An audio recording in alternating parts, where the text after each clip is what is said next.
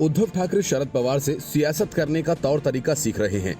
शिवसेना पवार के आगे नतमस्तक है कि उनकी कृपा से ही उद्धव ठाकरे सीएम बन पाए, लेकिन दूसरी तरफ शरद पवार शिवसेना में तोड़ फोड़ कर रहे हैं। जिस तरह से पवार शिवसेना में सेंधमारी कर रहे हैं, उससे सवाल उठने लगा है कि क्या महागठबंधन की सरकार में सब कुछ ठीक ठाक है। शरद पवार ने शिवसेना के 5 नगर पार्षदों को एनसीपी ज्वाइन करवा दी।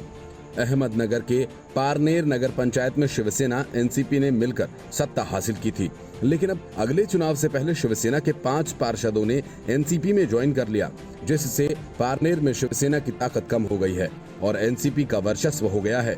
एनसीपी में शामिल होने वाले पार्षदों में डॉक्टर मुदस्सिर सैयद, नंद कुमार देशमुख, किसान गंधड़े, वैशाली औटी और नंदा देशमान हैं। इतना ही नहीं, इनके अलावा शिवसेना के कुछ पदाधिकारियों ने भी एनसीपी का दामन थाम लिया है।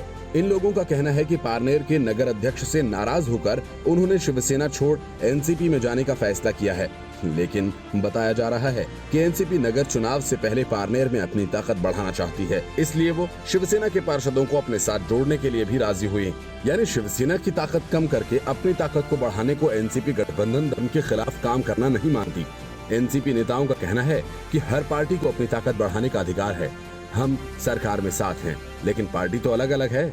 दरअसल इस पार्टी तोड़ राजनीति की बड़ी वजह है पारनेर के पूर्व शिवसेना विधायक विजय औटी और मौजूदा एनसीपी के लंके के बीच वर्चस्व की लड़ाई।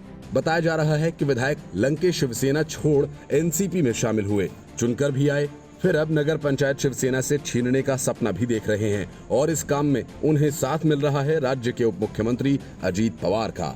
बताया जा रहा है कि खुद पार्टी अध्यक्ष शरद पवार भी विधायक लंके के काम से काफी प्रभावित हैं। तभी तो गठबंधन धर्म के खिलाफ जाकर पार्टी बढ़ाने के इस निर्णय को पार्टी ने ही हरी झंडी दे दी है। राज्य में 3 दलों के एक साथ आने और सत्ता चलाने के बाद सवाल ये था कि क्या ये सभी शुरू से ही जमीनी स्तर पर एकजुट रहेंगे। इसका जवाब अब कई जगहों से मिल रहा है। स्थानीय क्रंच राज्य क्रंच से बड़ा है।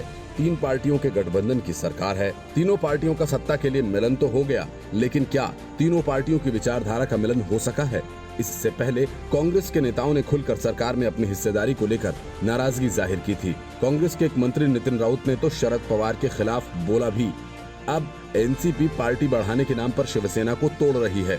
इससे साफ दिखता है कि गठबंधन की ठाकरे सरकार में सब कुछ ठीक नहीं है। Bureau report, news of India.